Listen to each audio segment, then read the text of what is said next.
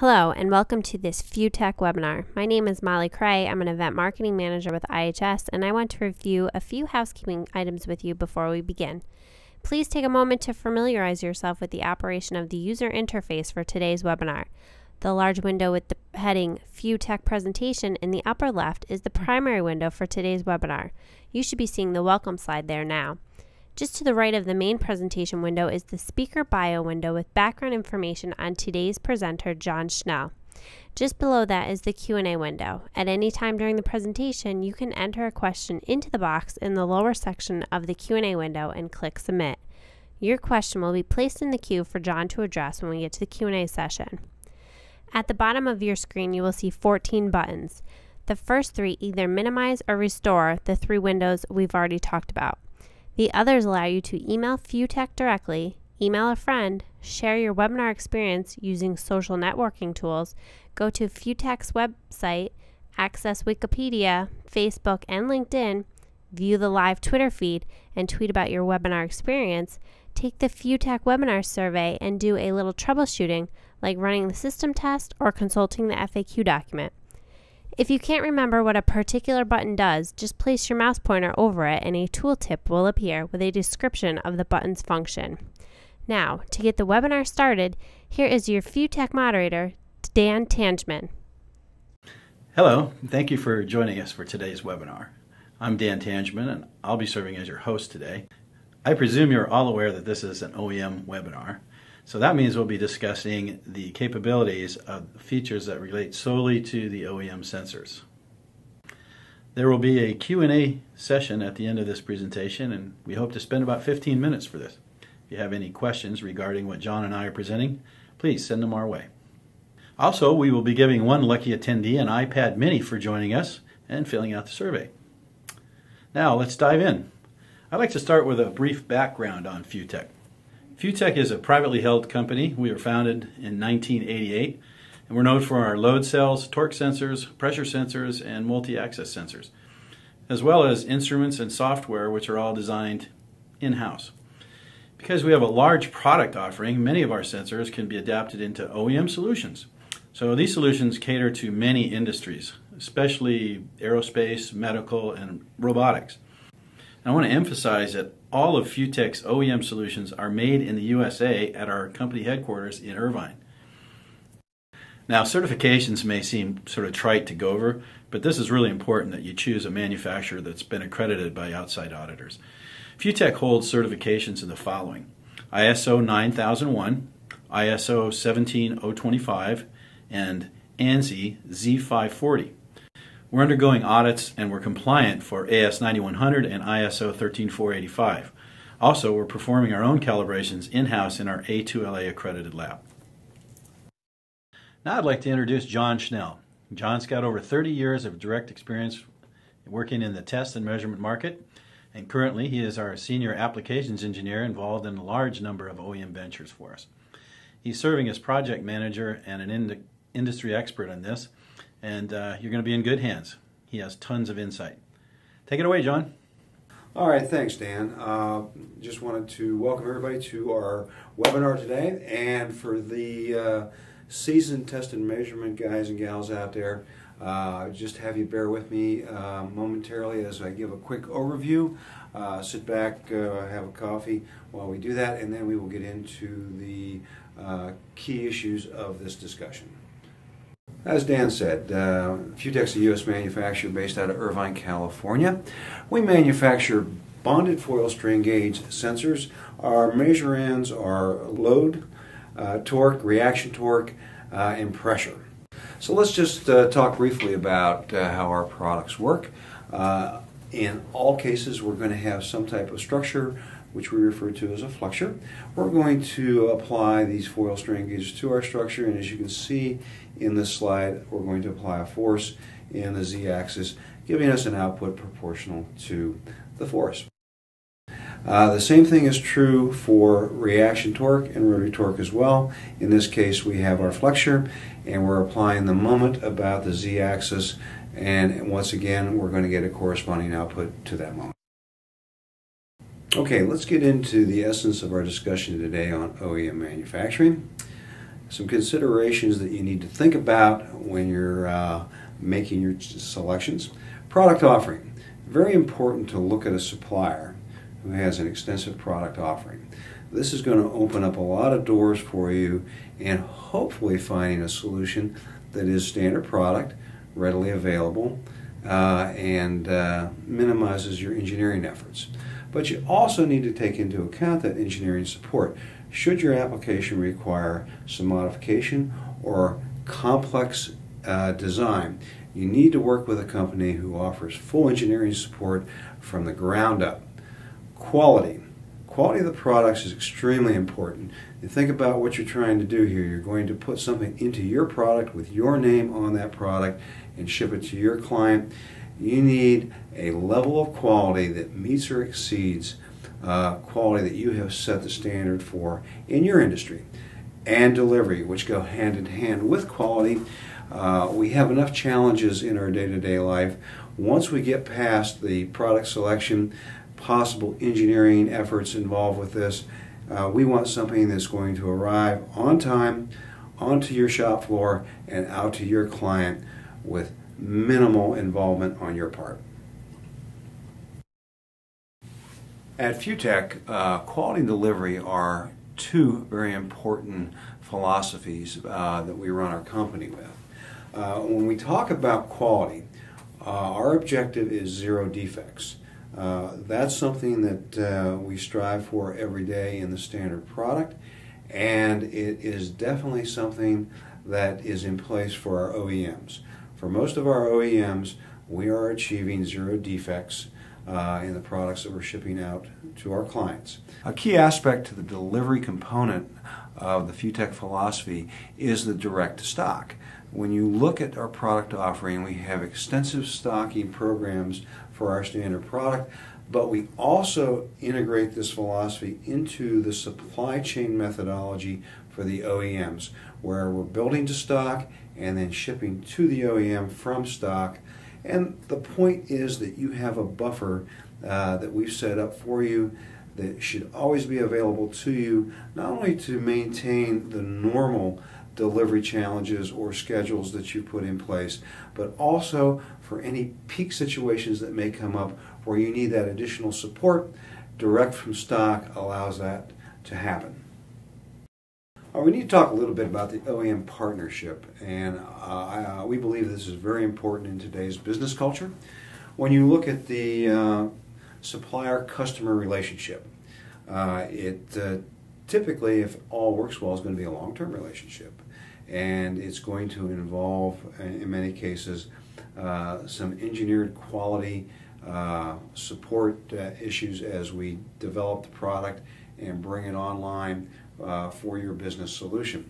These kind of things require an intimate understanding of your business on the part of the supplier, and it also requires that you understand the supplier's business. So our philosophy on this is to really develop a partnership with the customer where we completely understand your business, and we want you to completely understand our business. We do not want you to view us as just another supplier.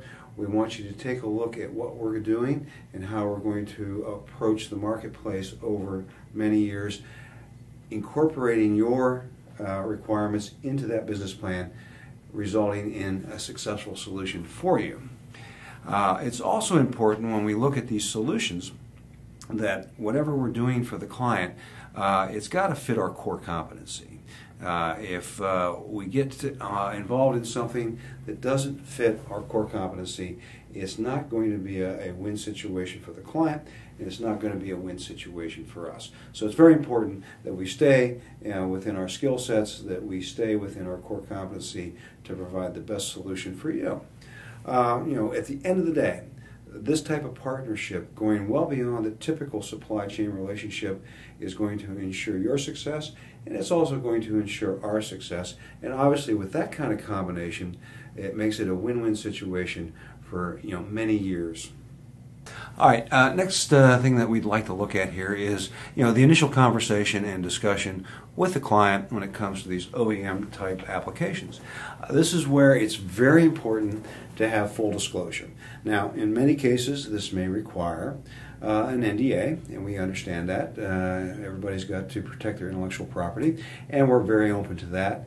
And we have our NDAs in place before many of these discussions take place. So, in your application, we're going to want to know everything you can possibly share with us as far as what are we measuring? What type of specification challenges do we have? In other words, how linear does this thing need to be? What kind of operating environment challenges might we have here? Could we have extended temperatures? Could we have excessive vibrations? Things like that that in many cases might get glossed over in the initial focus and discussions on basic specifications. But some of these environmental aspects that come up can be equally as important as the basic spec. Do we have any critical mechanical or electrical necessities that we need to address as far as interfacing to the machinery? What kind of outputs are required for the rest of the system, low level, high level, those kind of things. Full disclosure on specifications. That's going to allow us to take a look and see if we can drive you into a standard product, which would get you online and running almost instantaneously, or if we need to implement the design effort, which we offer full capability there, and design something that is tailored for your application. The other thing that's important that we look at is what is your project budget? Before we get too deep into this, we need to understand what kind of budget you have for the sensor involved, and make sure that we fit that budget. There's no sense both of us going down an extensive discovery path for this product only to find out that I don't have a solution that's going to fit your budget. So after we have a brief discussion on your application and what you need to do, we need to also take a look at what the budget looks like and make sure that we're on the same page relative to dollars and cents. When we look at OEM solutions, there's two directions that we can take. First, we're going to look at your solution or your requirements, and if we can do this with a standard product offering, that's going to be the optimum approach that we can take.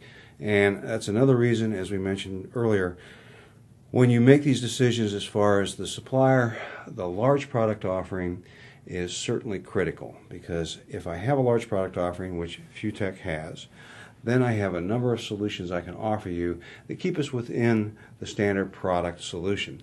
Also, a key part of our culture is our stocking program. And so when you look at a supplier and you look at whether it's the standard product or the custom solution, if they don't have a solid stocking program, you're probably talking to the wrong guys. So if I've got a solution for you that I can bring out from my standard product offering, and I can do this from my stocking program, we almost have an instant solution for you that can resolve your problem. Now, if we have to take a look at going outside the standard product offering and offering you a custom solution, we're also very well equipped to do that. We have extensive engineering support. We can offer you slightly customized solutions, or we can take you from basic concept and design all the way through prototyping and finished product. So again, strengths that you need to look at when you're talking to your suppliers is the technical support, and FUTEK certainly offers that. An example of our expertise in how we manage our business, we have bi-weekly meetings on all non-standard applications where we discuss as a team how we might approach the solution. In many cases, we'll come back to you with a solution and have that in place as a follow-on to that meeting. However, if it is more complex, we might have a recommendation for you for a full engineering program that would include some NRE to support that engineering effort. The one thing that we want to accomplish in a case like this is absolute certainty, that when we take you from concept to finished product for this very specialized custom solution, we have a solution that is tailored to your application, will perform to your expectations, meet all your specifications, and allow you to focus on other things. Once we reach the proposal stage, the internal communications within your organization can become very important. Regardless of whether we're talking about a standard solution or a custom solution. But especially in the case of the custom solution, where we could have some NRE, we might have some other development issues, or just the price per unit. Once we get past all of this effort and we've established that price, we need to make sure that, or you need to make sure within your organization, that all your technical folks understand what we're doing, that your purchasing folks understand what the objectives are, so that when your supplier comes back with a final price on development and a final price on the product, there are no surprises. If it's not properly transmitted to your purchasing team, let's say that this is a very highly engineered, complex solution, they may be taken by surprise when they see the proposal, say, for the NRE. So internal communications within your organization is extremely important. And then, of course, the last step that we get to here, and all our hard effort in this process, is final proposal and receiving a final quotation. The next step in the process would be the evaluation step. Regardless of whether we're talking about a standard solution or a custom solution, it's going to be critical, and we at FUTEK insist on final testing. So regardless of the direction taken, you would secure a prototype unit, run through full testing, both performance-wise and environmental, to make certain that the solution that's provided meets or exceeds all your expectations. You may find some manufacturers not interested in going down the evaluation testing process. Our philosophy, based on our quality culture, is this is a critical step in the final decision-making process. That would take us to final review. So if in fact we did meet or exceed your expectations in test, we're pretty much at the end of our journey. If not, we're going to sit down and take a look at where we might have a need for improvement on performance specifications, or looking at those challenging environmental issues if we're having something that's giving us trouble relative to temperature, shock, vibration, EMI, RFI. We'll take a look at what we need to do to modify the design to meet expectations of your application. Make those adjustments and then back in for final test. Okay, the final step in the process is managing the supply chain, placing the blanket order and managing the stocking program. Our philosophy at FUTEK is to, again, partner up with the client, work with blanket orders on an annual or possibly multi-year basis, where we're going to set up a production schedule that's going to be supporting your production schedule and your needs. We're also going to have a stocking program that allows us to build the stock and ship from stock to you, so we maintain your schedule, also allowing us to take care of any possible peaks or adjustments to your production needs throughout time. These kind of steps and this kind of attention to detail and quality allow us to set up a fail-proof supply chain management process. This will allow you to focus on running your business.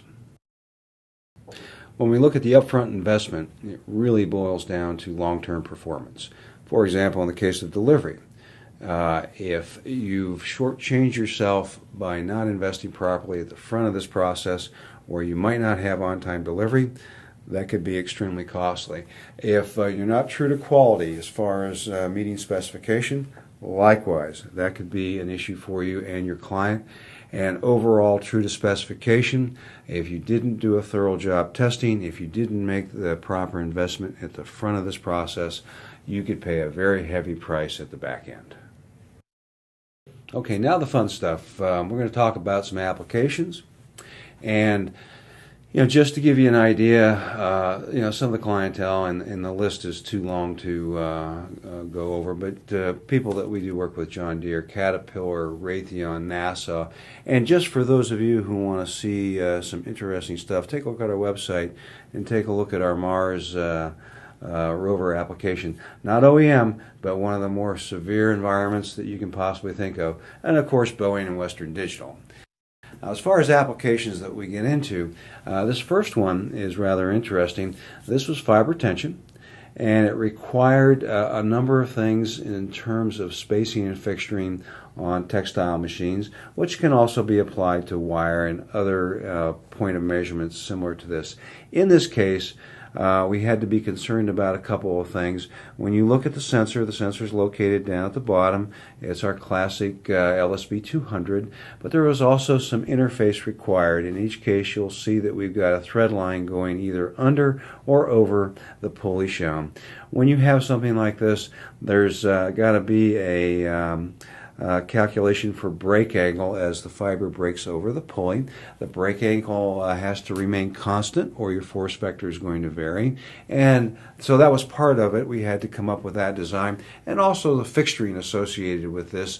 Doesn't show it too well, but we had very tight spacing, and we had to come up with a solution that would be a drop-in and making this measurement. Next solution involved working with a company that moves solid materials. They had a proprietary process involving mass measurement in solids. In their application, we're using our load cell behind basically a target, and we're seeing a force measurement as a function of the solids passing over the pan. Again, there was some proprietary nature in their math associated with this, but we worked very closely with the client to give them a load cell down at the low range with an 0.05% performance specification to meet their needs. This next one is a great example of a good solution. Reaction torque is the measure arm. When you look at this, the client had a need to capture measurements during hand assembly by his employees. If you look on the right, there is a close-up view of a handheld reaction torque sensor with multiple heads for handwork on the bench. We're capturing data via our USB solution and our Sense-It software. The idea was to make these measurements, log them, and have a traceable record for the work being performed by the client. This was so successful that we are currently using this device in our own lab to measure torque values in our own assembly process. Next application involves an adaptation of reaction torque for motor application. Most rotary torque solutions, you're going to locate the sensor in line with the shaft shown on the front. In those applications where I can't do an inline rotary torque, I'm going to approach the solution as we've shown it here, where I'm going to look at the reactive torque component of the motor housing.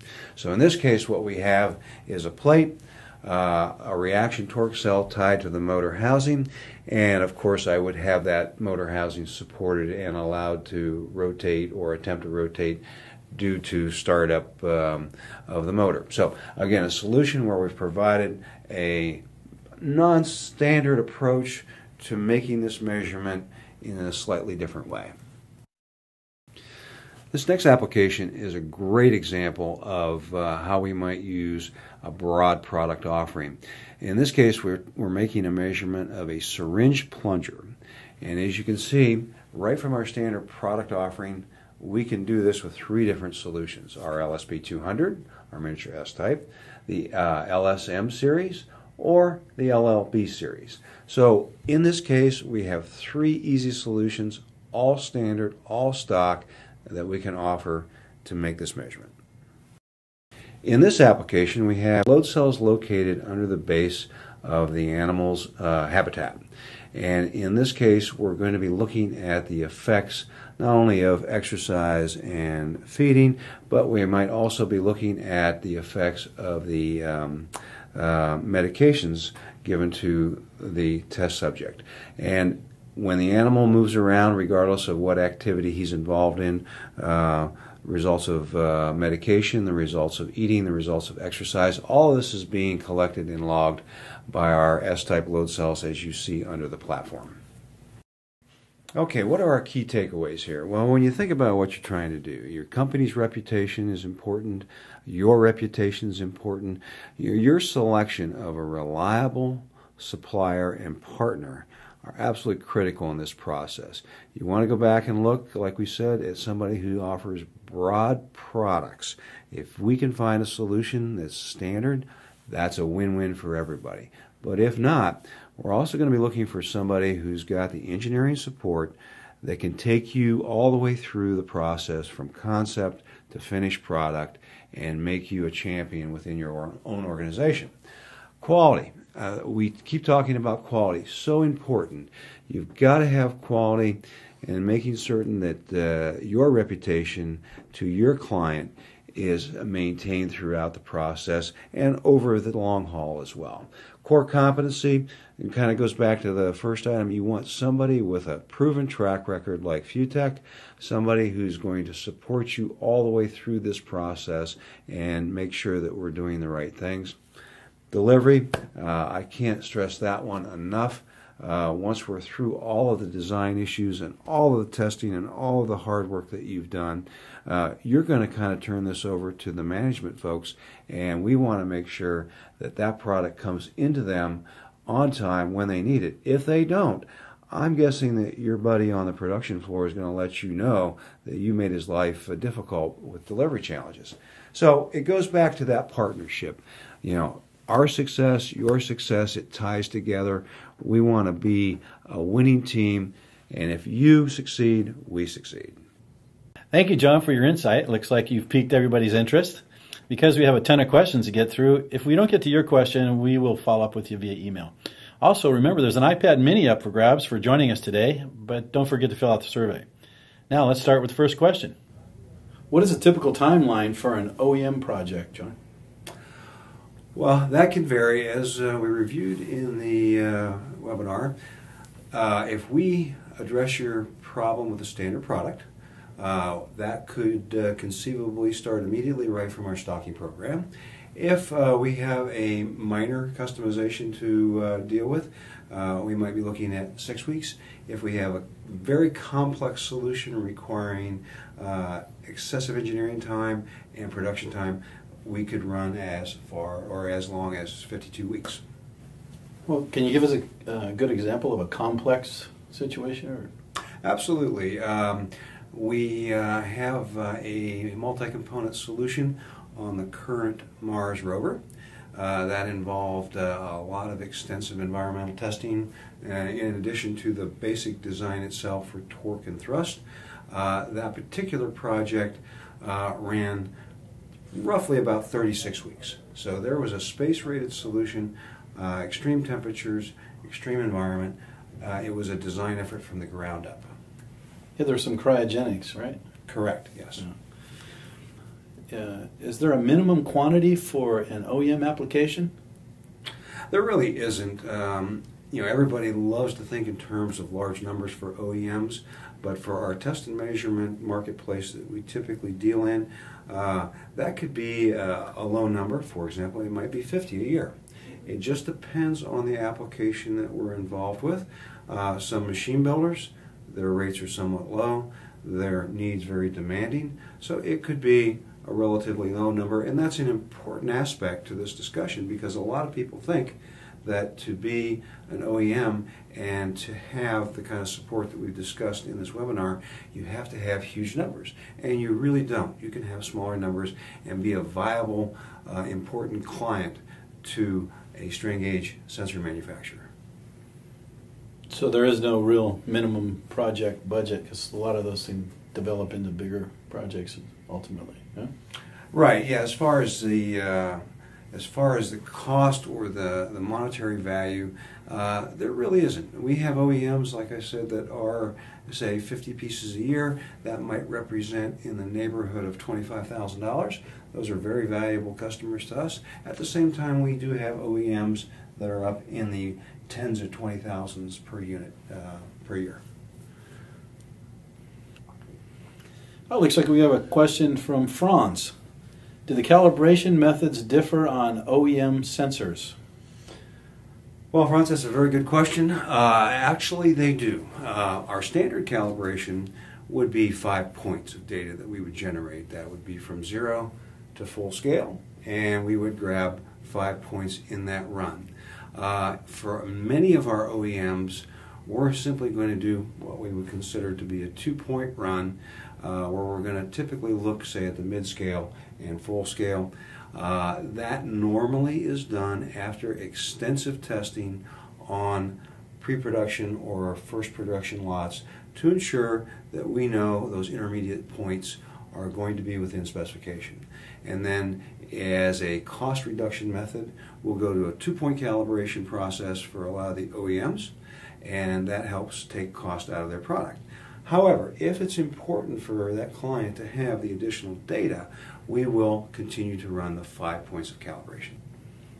Good answer. John, looks like we have Karen in Chicago. She's asking, we have existing sensors that we like to pair with your electronics. Is this possible? Karen, that's a great question. I'm glad you brought that up because this is a topic that we didn't touch on to any great extent in the discussion. We've recently gone through a significant overhaul of our instrumentation product line as well as an expansion to that product line. And what we're doing is we're changing everything over to allow us to accept a millivolt signal from any full bridge strain gauge sensor, as well as amplified signals 0 to 5, 4 to 20 from other sensors, not necessarily a FUTEK sensor.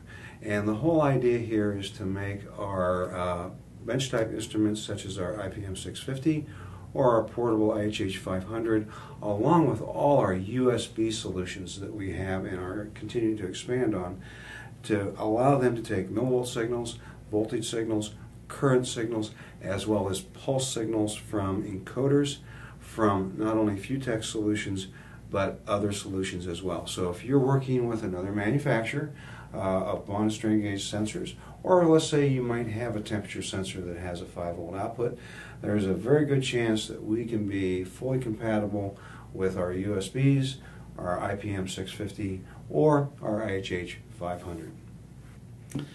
Looks like Monty in Seattle. Can you give us some ideas on typical mounting fixturing challenges with load cells? Absolutely. When it comes to load cells, the interface is obviously very important. Load cell selection, you're going to be looking at capacity, desired performance as far as linearity, and then we get into the mechanics. Are we looking at a simple button solution, compression only? Do we have a threaded interface where we might have a need for threads that deviate from our standard offering? We certainly offer that capability.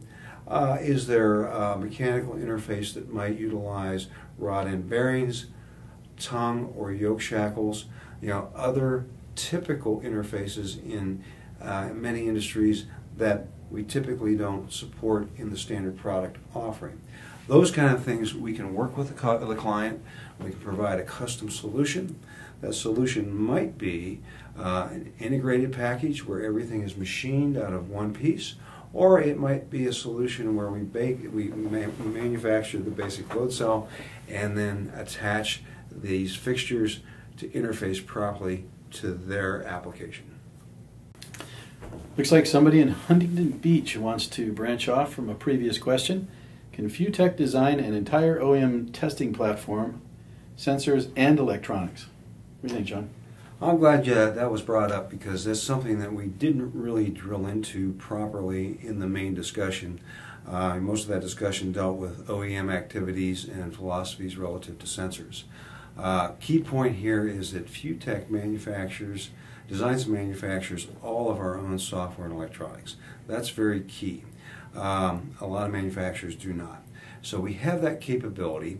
We can take many of our standard solutions, offer modifications, and also take those standard solutions and embed them into the client's application or system. So absolutely, we have that capability as well. Another thing that's important that we make you aware of is that we have an ongoing program for the expansion of embedded electronics. Most of these involve amplifiers that would be located inside the sensor and provide you with a high-level output or a digital output right to the rest of your system. So certainly, because of our complete capability in the design and manufacturing of software, electronics, and sensors, we can offer you a full turnkey solution. Here's another good question. What is the best linearity we can expect? Okay, that can vary, and it depends on the solution that we come up with, and actually ties into the last question, which is a good segue. Inherently or generically with strain gauge sensors, the best linearity that we typically see is in the neighborhood of 0.05% of full scale. Okay, now that's our published spec, and as such, we're usually much better than that. So if I have a published spec of 0.5, I would expect that sensor really to be no worse than, say, 0.2, 0.25, something like that. Now let's say that we're getting into an application where I've got a very critical performance issue and I need to go well beyond that. We might take one of our better load cells, and we might take, let's say, our USB circuit and offer it up either as a standalone solution or an embedded solution. And with that, and with some software support, I can do some additional linearization, and I might be able to pull you into a neighborhood of, say, 0.1 or 0.2%.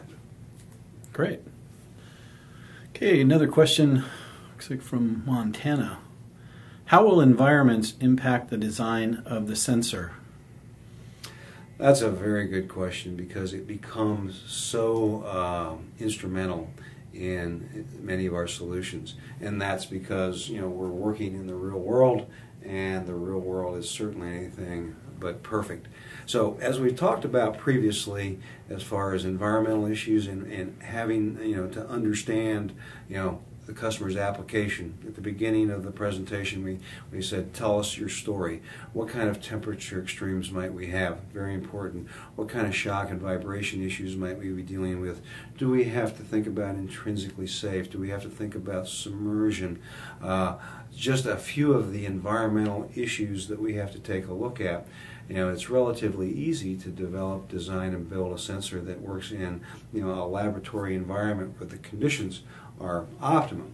But when we take ourselves out of that environment, and whether it's the shop floor, let's say we're subsea, or we might be downhole, any number of extremely challenging environments, then we have to take a look at what else is my sensor going to experience, and what do I have to think about in terms of eliminating these influences on my output, because that's really what we're talking about. We're talking about a device that's going to transduce this information. I want this thing to be a force sensor, or let's say a torque sensor, but what I don't want it to be is a temperature sensor or a vibration sensor or a humidity sensor and so forth. So I have to protect myself from them, and then I also have to look at design challenges where I minimize the effect of my output from these environmental concerns. Looks like we have time for one more question. We thank you all for submitting all these great questions. If we didn't get to yours, don't worry. We will email you a complete answer within a couple days or so. It's quite fitting that this is our last question, because it revolves around what defines FUTEK's technology. The question is, what's the advantage of using a strain gauge sensor? Okay, well, a bit of a loaded question, but let's talk about that and do a comparison to piezo technology. I think that's a good one, because that is a worthy competitive technology that we run into on a daily basis. Both technologies have their place in the marketplace. With classic foil strain gauge, you're looking at a technology that has obviously 60 years or so of history, great stability. When we think about bonded foil strain gauge, we think about static applications, basically constant load, constant pressure, and so forth. However, they do perform very nicely in dynamic applications. Much of that is predicated on the mass of the structure. So the smaller the mass, the higher frequency responses we can achieve.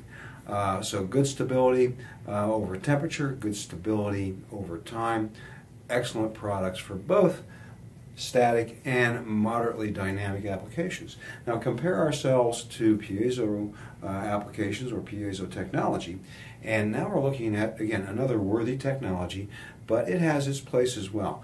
Piezos do very well in dynamic applications. So if I'm going to do gun blasting, if I'm going to do punch pressing, if I'm going to do something that's extremely short-term, microsecond, and I need that dynamic range, I will probably go with a piezo solution. If I don't have that need and I'm looking for good, reliable stability with or without the electronics, I'm going to have a much more cost-effective solution with a strain gauge device, and I'm usually going to see better performance when it comes to linearity out of a strain gauge solution. In closing, I'd like to thank everybody who took time from their busy schedule to join us today for this discussion. And if you do have any additional questions, you know how to contact us. And once again, thank you and have a great day. I'd like to thank you all for joining John and me, and we understand that your joining us means that OEM solutions are an integral part of your daily business practices, and so thanks for taking the time to sit in and listen to us. We ask you to participate in the survey following this presentation to win an iPad, and we will announce the iPad winner at the start of next week.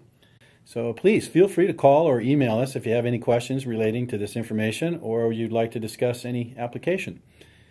And thanks for joining us, and make it a great day. Thank you.